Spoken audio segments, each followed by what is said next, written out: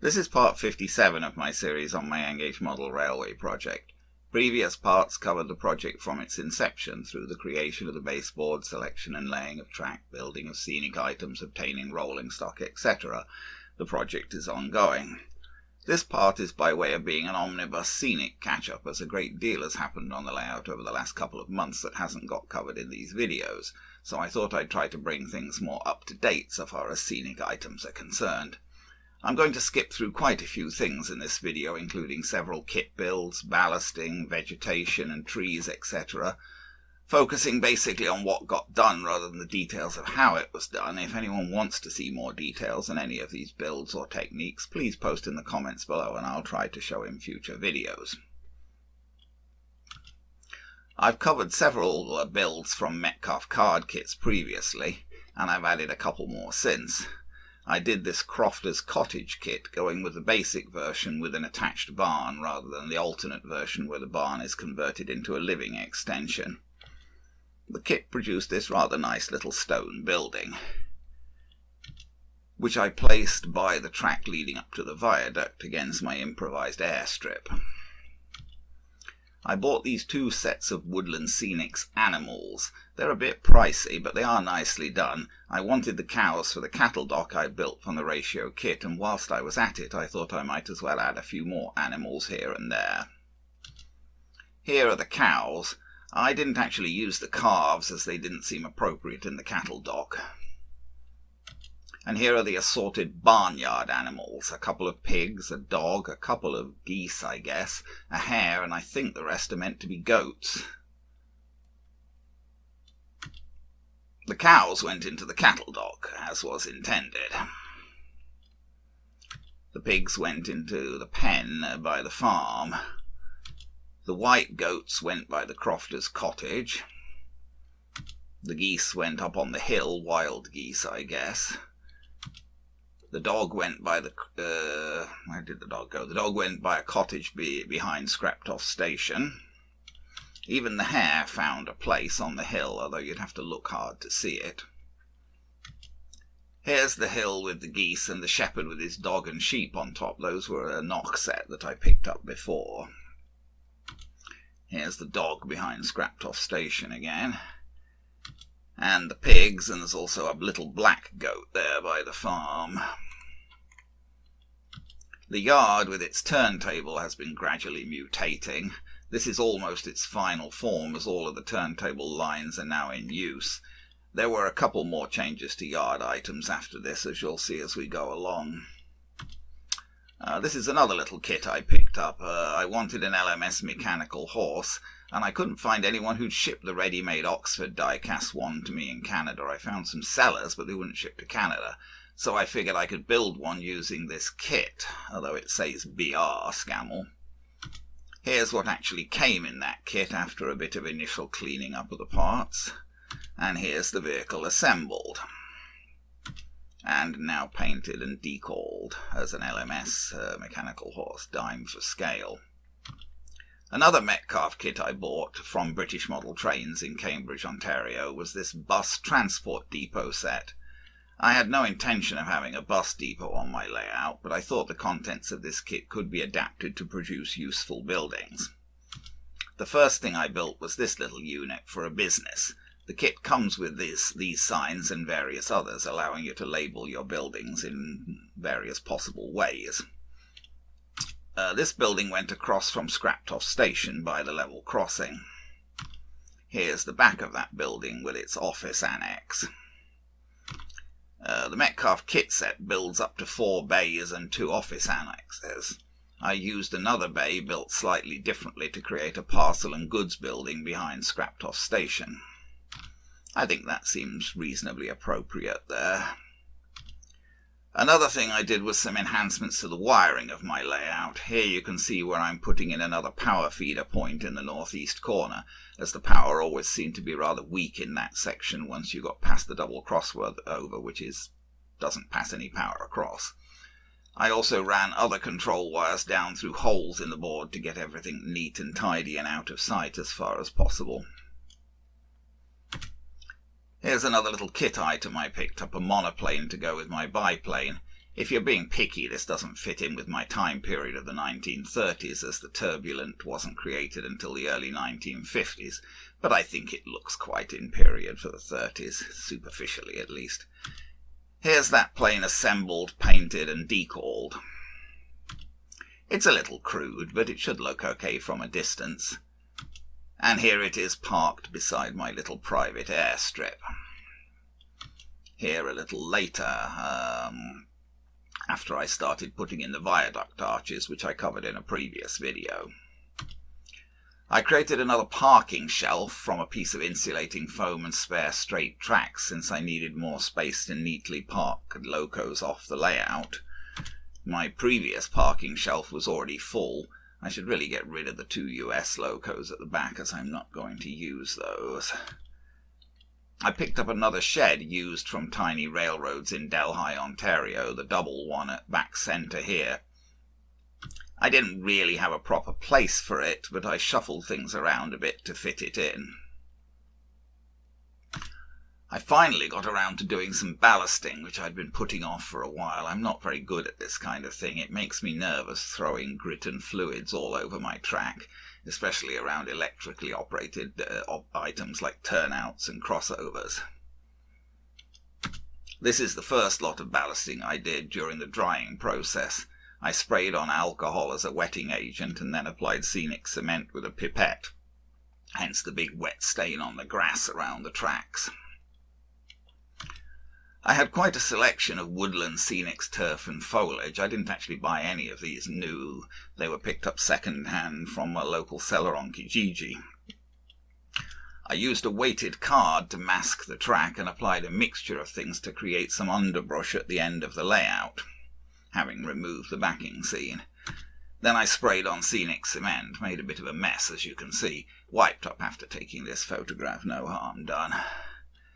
I had some used trees I'd picked up and also several batches of cheap trees that I bought on eBay. I was a bit disappointed to find that most of what I had was for evergreens, as deciduous woods would be more typical in the British Midlands, which is basically what I'm trying to model. Still, I did what I could with what I had to put in some initial woods at that end of the layout. And then, once the work at that end was concluded for the time being, I replaced the backing scene. I'm reasonably pleased with how the woods fit in with the backing scene, far from perfect, but not awful. Here's that end at this stage of its evolution with a train going past. I covered the 2 sets of kit-built viaduct arches that I added in a previous video. Here's the back of the second set after a final bout of weathering. Here I'm starting my second round of ballasting, doing the inner track at the rural end of the layout. I removed various buildings, etc. to allow work on the track and ballasted the inner track from the level crossing next to Colville Station round to where it goes under the viaduct arches on the other side. Here's the track coming down from the end to the viaduct arches. I did also extend the ballasting of the outer track down to where the tracks part. I was a bit worried about the double crossover as it's a rather complex piece of kit with 4 sets of points all electrically operated, and it's always had its issues operationally, having dead zone in the middle and a lot of guide rails, so there's always a danger of trains derailing or getting stuck there. I have masking tape over the manual switches to try to prevent ballast or glue from getting into the works. Here's where the inner track turns off and goes under the viaduct arch. For now I stopped the ballasting at the arch.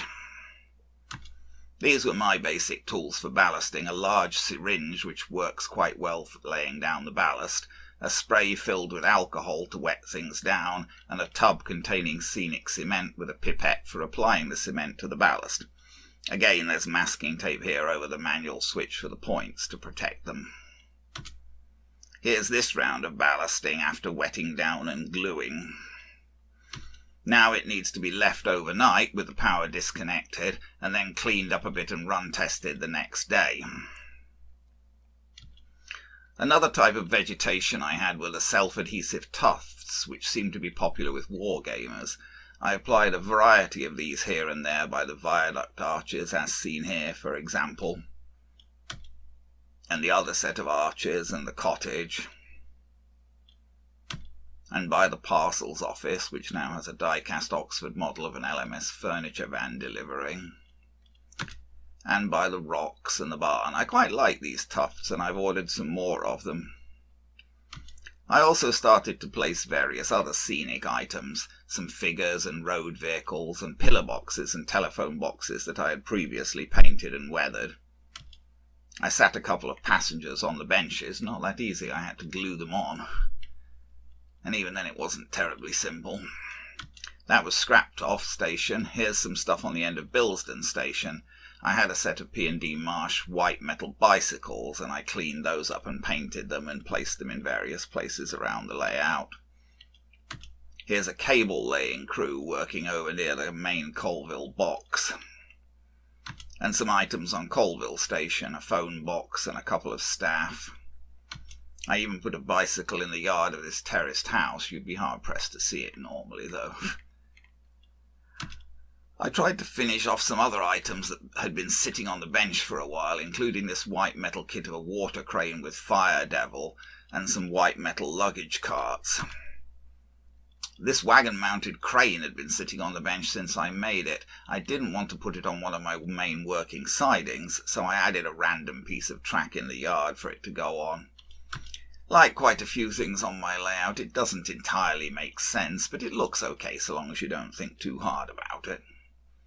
I found a place for the mechanical horse as well.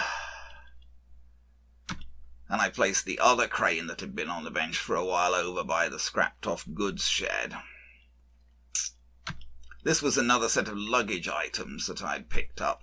It included various trunks and cases, and also 2 trolleys and 2 lift trucks. Here's all of this last batch of things assembled, painted and weathered. Here in non-flash, which probably gives a better idea of how they'll actually look on the layout. So here's the end of Scrapped Off Station with some of those items added. And again, non-flash. That's a bicycle resting against the end of the platform by the phone box. And the other end of the station. And the end of Bilston Station. I put the water crane at the other end of Bilston Station. It seems a little big for N-gauge, though the package clearly labelled it as an N-gauge model.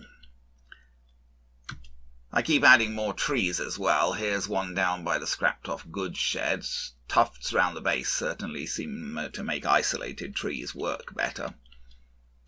Here's another tree over by the road behind the big house on the corner. I wasn't very happy with this whole area. The vinyl grass base created much too uniform an effect. So I did what I could, adding extra vegetation, mostly coarse and fine turf in different shades. It's still not great. I don't have any real expertise in landscaping, but I do think the variation creates an improvement. I found it quite tricky to apply the vegetation. It's too light and too prone to stick together to apply with a syringe. I ended up folding a postcard in half and then putting on vegetation and tapping the card gently to dispense the vegetation from the end of the fold in the card. That was for where I wanted a fair amount specifically, for example by the fence and along the edges of the track. To spread just a bit over larger areas, I rubbed the vegetation between finger and thumb 2 or 3 feet above the board, so it sort of dispersed in the air and floated down to settle on the ground in a wider area. Here's that area after this work with some trains. Could still do with some improvement, definitely, but it's coming along. At this point I bought some more trees as I wasn't happy with the supply I had, which were mostly evergreens. I bought the tree learning kit and the 2 sets of rather nicely made ready-made trees from my local hobby shop, Paris Junction Hobbies, in Paris, Ontario, and then I picked up a bag full of second-hand trees from Tiny Railroads in Delhi, shown at left here. These are 3 of the ready-made trees with some tufts around their bases. I added a couple of the second-hand trees into the woods at the end to reduce the evergreen domination a bit and to hide the join in the backdrop a bit. I put a couple of the second-hand trees onto the hill and should probably add more there. I put 2 of the larger ready-made trees over by the scrapped-off goods shed. Here are the smaller ready-made trees by the viaduct again. Another thing I picked up from Tiny Railroads was this old Graham Farish building kit. I couldn't even tell what it was when I first saw it. There are printed sheets which are self-adhesive with peel-off backing, and the idea is that you cut the pieces out and stick them round the plastic and foam blocks to make buildings. As always with card models, colouring the edges improves the appearance. Here are the two buildings that kit built. They also provide storefronts, as seen here, though I don't really quite see how they'd work well with the buildings. I put the Farish cottages onto the layout over by the northeast corner, as the buildings I already had in that area were somewhat in the same style. Here's one cottage by the cattle dock, and the other one in the corner by the previous cottages, which came complete with little figures. I bought those other cottages ready-made at a flea market. So that pretty much brings us up to date as to where I am with the layout. Here's the Duchess of Buccleuch coming through by the scrapped-off parcels building. And here's a little train with some wagons that came today going over the viaduct arches, past the newly placed trees, etc. And here's that train with its southern cattle wagon loading at the cattle dock by the double crossover and the Farish cottage.